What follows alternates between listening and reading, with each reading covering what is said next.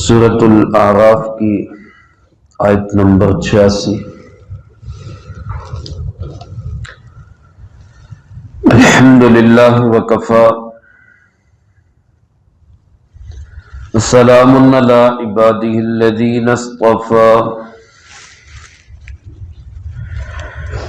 خصوصا علی سید الرسل وخاتم الانبیاء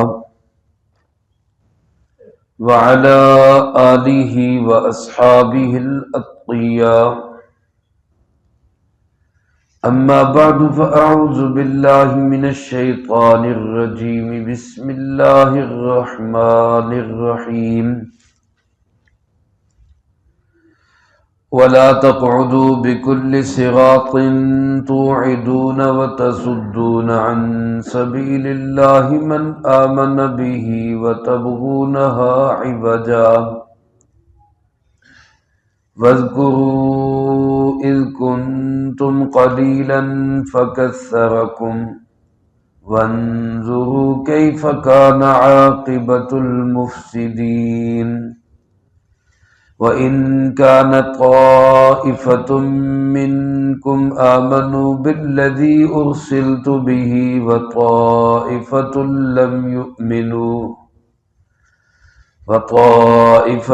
لَّمْ يُؤْمِنُوا فَاصْبِرُوا حَتَّى يَحْكُمَ اللَّهُ بَيْنَنَا وَهُوَ خَيْرُ الْحَاكِمِينَ۔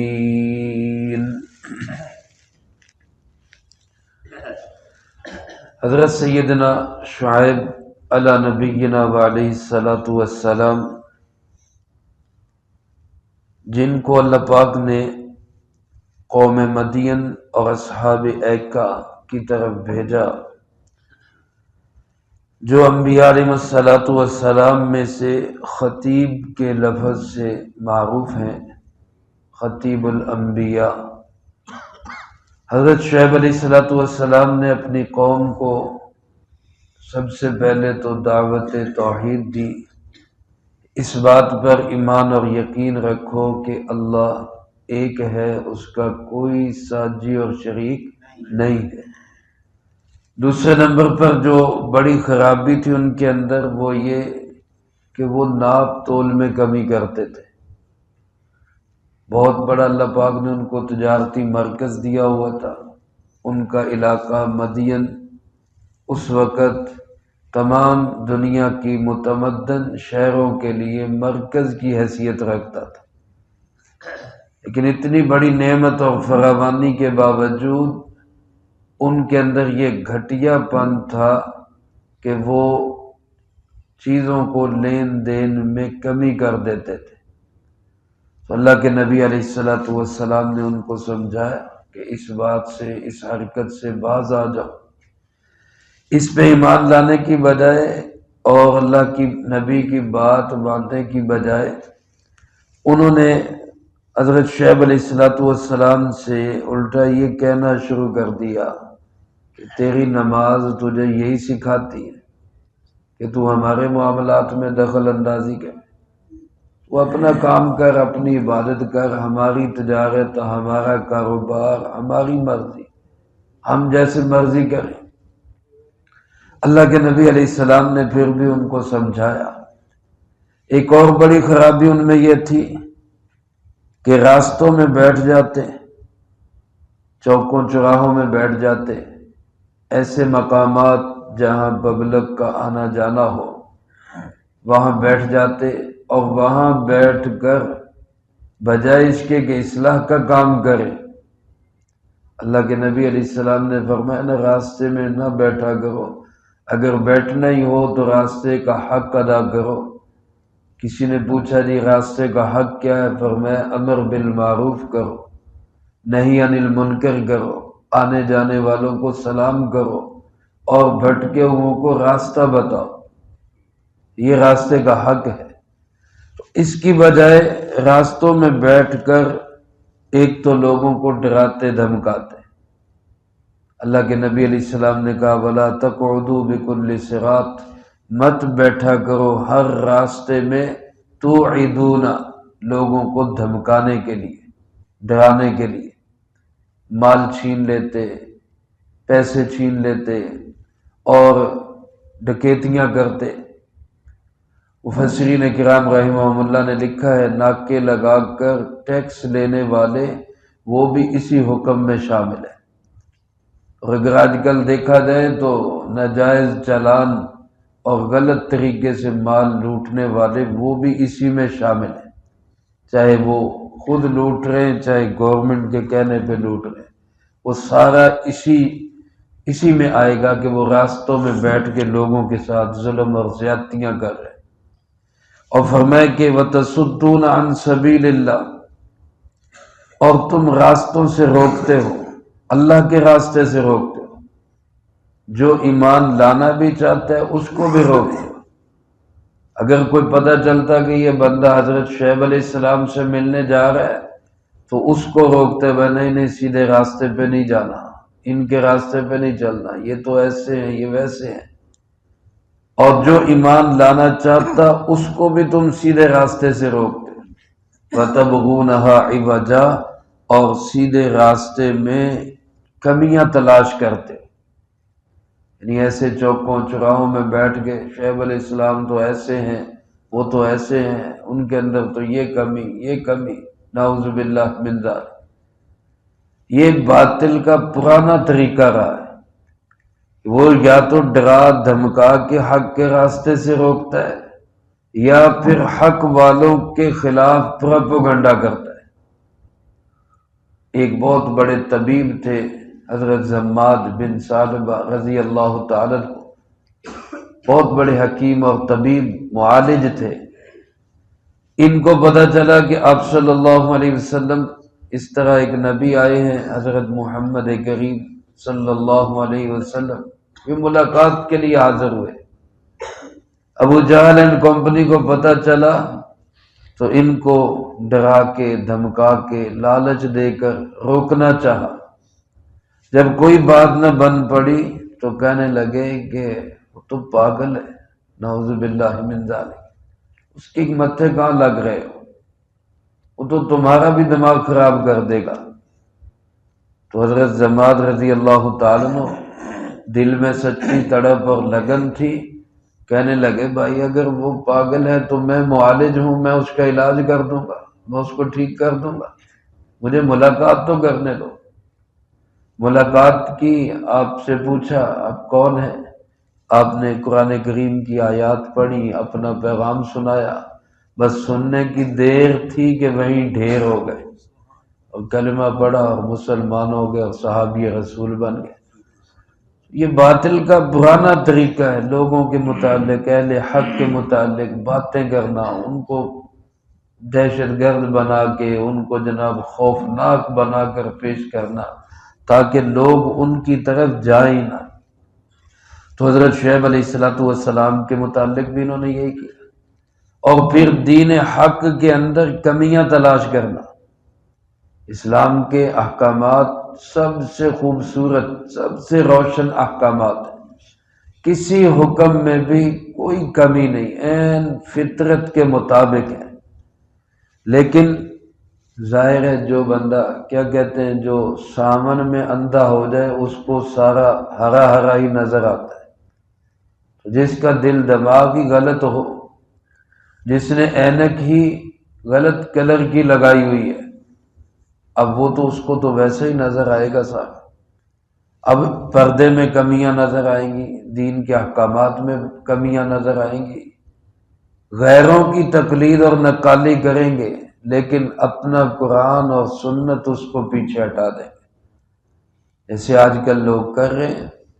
اب شریعت نے بچی اور بچے کے نکاح کی کوئی عمر مقرر نہیں کی، کوئی عمر، حتیٰ کہ والدین نابالغ بچے اور بچی کا نکاح بھی کر سکتے ہیں، والدین کر سکتے ہیں، وہ الگ ہے، شریعت نے اختیار دیا ہے بالغ ہونے پر بچی اور بچہ اپنا نکاح برقرار رکھتا ہے یا ختم کرتا ہے، لیکن نکاح تو ہو سکتا ہے۔ اس کے لیے غیروں کے کہنے پہ عمر کی حد مقرر کرنا، قرآن کو چھوڑ دینا، سنت کو چھوڑ دینا، اللہ کے محبوب علیہ السلام کے طریقوں کو چھوڑ دینا، اور پھر اتنی سختی زنا پہ نہیں ہے جتنی اس نکاح پہ سختی کر دی۔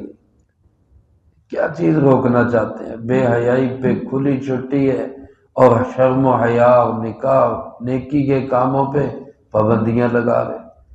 یہ قرآن میں، سنت میں، شریعت میں کمیاں اور عیب تلاش کرنے والے یہ لوگ۔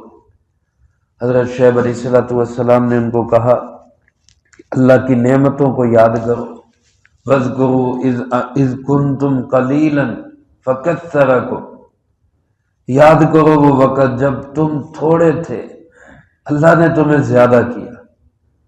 دنیا کے اندر اگر اہل حق کی کثرت ہو تو یہ اللہ کی نعمت ہے، کیونکہ کثرت سے بہت سارے معاملات حل ہوتے ہیں۔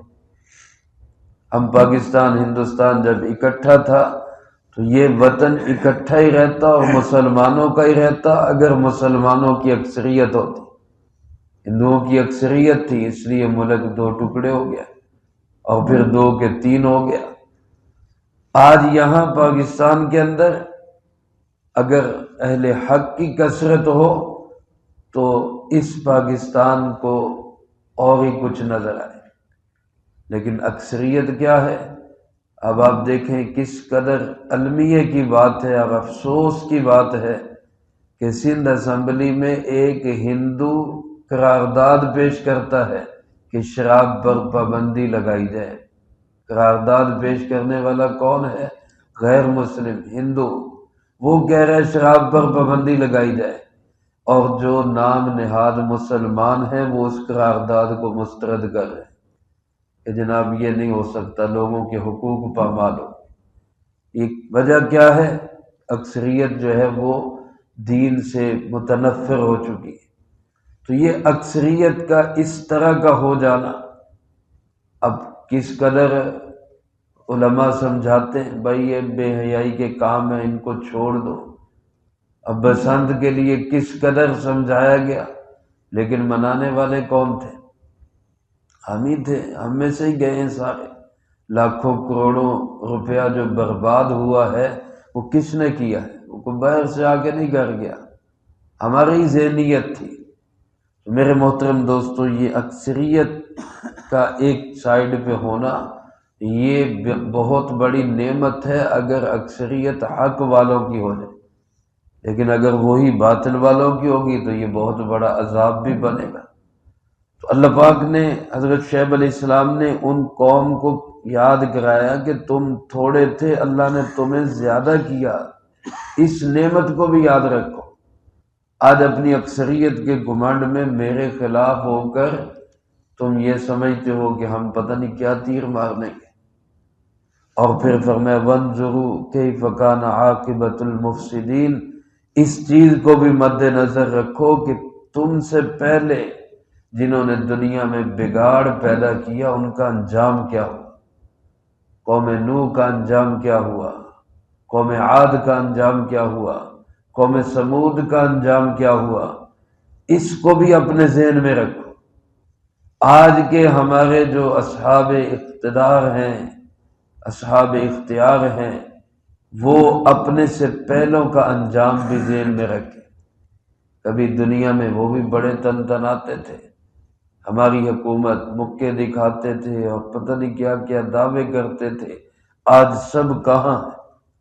آج جو ہیں یہ بھی کل نہیں رہیں گے، پکی بات ہے نہیں رہیں گے، نئے آ جائیں گے، اور حق کل بھی تھا، آج بھی ہے، اور قیامت تک حق چمکتا دمکتا ہی رہے گا۔ میرے محترم دوستو، سوچنا یہ امر ہے ہمارا شمار کن کی صفوں میں ہے؟ اہل حق کی صفوں میں ہے یا اہل باطل کی صفوں میں؟ اللہ مجھے آپ کو اہل حق کی صفوں میں شامل فرمائے۔ اب حضرت شعیب علیہ السلام کی قوم بھی 2 حصوں میں تقسیم ہو گئی۔ ایک حصہ وہ تھا جو ایمان لے آیا، انہوں نے تسلیم کیا، حضرت شعیب علیہ السلام کے نظام کو بھی مانا، حضرت شعیب علیہ السلام کی دعوت پہ بھی انہوں نے اس کو قبول کیا اور ایمان لائے اور عمل کیا۔ اور ایک حصہ وہ تھا جو اس کو روک رہا تھا، مخالفین تھے، حضرت شعیب علیہ السلام کے خلاف پروپیگنڈا کرتے تھے، آج بھی آپ دیکھیں کہ جو علماء نظام کی بات کریں گے ان علماء کے خلاف آپ کو پروپیگنڈے نظر آئیں گے، اور جو علماء صرف فضائل کی بات کریں گے ان کو کوئی بھی کچھ نہیں، بلکہ کہیں گے بہت اچھے ہیں جی، بہت اچھے ہیں، نماز کی بات کرتے ہیں، تلاوت کی بات کرتے ہیں، روزے کی بات کرتے ہیں، ساری عبادات کی باتیں کرو، نظام کی بات نہ کرو۔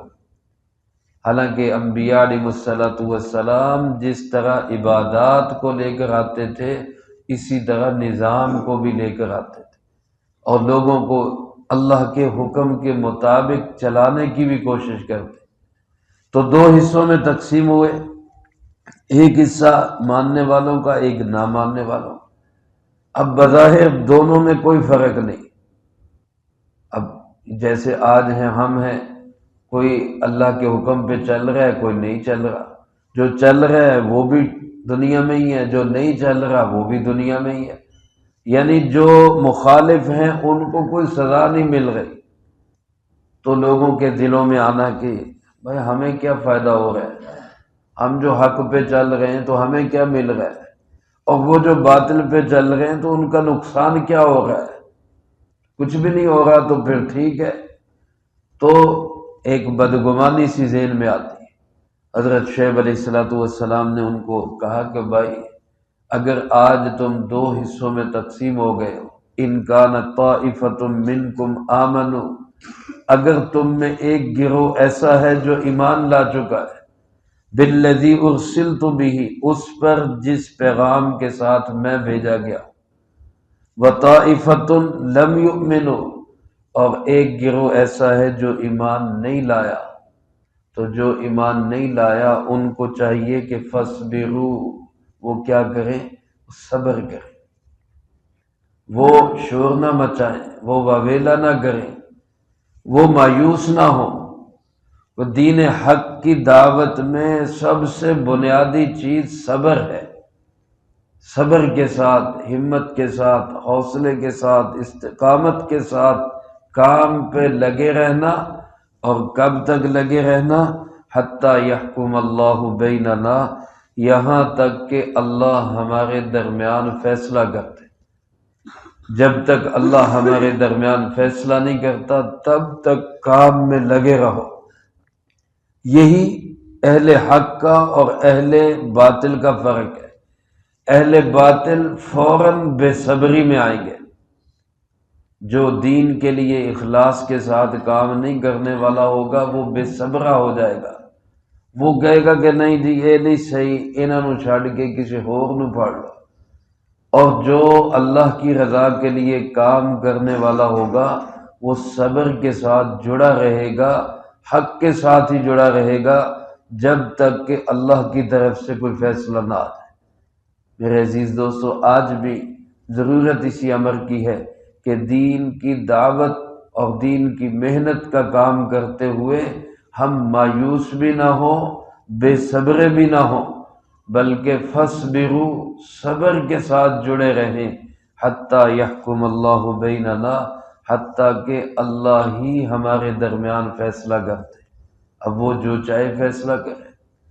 آج ہمارے دین کا جو کام کرتے ہیں، چاہے تبلیغ کی شکل میں ہو، چاہے تعلیم کی شکل میں ہو، چاہے جہاد کی شکل میں ہو، چاہے سیاست کی شکل میں ہو، جو بھی دین کے جس محاذ پہ کام کر رہا ہے، اگر اس کے اندر صبر ہوگا تو وہ نتیجے کو نہیں دیکھے گا کہ نتیجہ کیا نکل رہا ہے، بس وہ کام پہ فوکس رکھے گا کہ میں نے کام کرنا ہے، نتیجہ رب جانے اور رب کا کام جانے، میں نے تو کام کرنا ہے، میری ڈیوٹی یہ ہے۔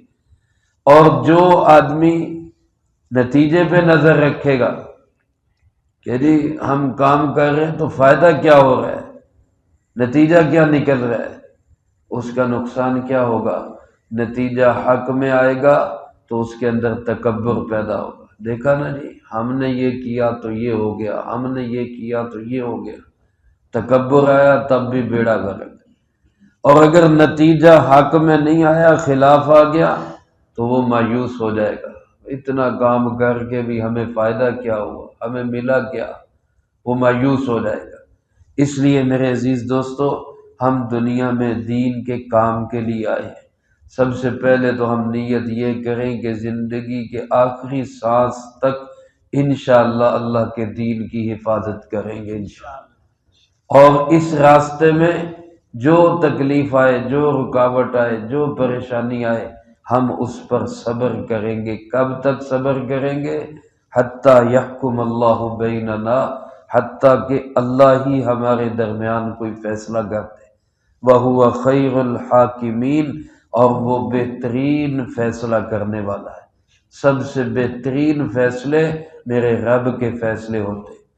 حضرت شعیب علیہ السلام کی اس خوبصورت اخلاص بھری ہمدردانہ دعوت کا جواب قوم کے لوگوں نے کس طرح دیا، اس کا تذکرہ اللہ پاک نے اگلی آیات میں کیا ہے، وہ انشاءاللہ اگلی فرصت میں آئے گا۔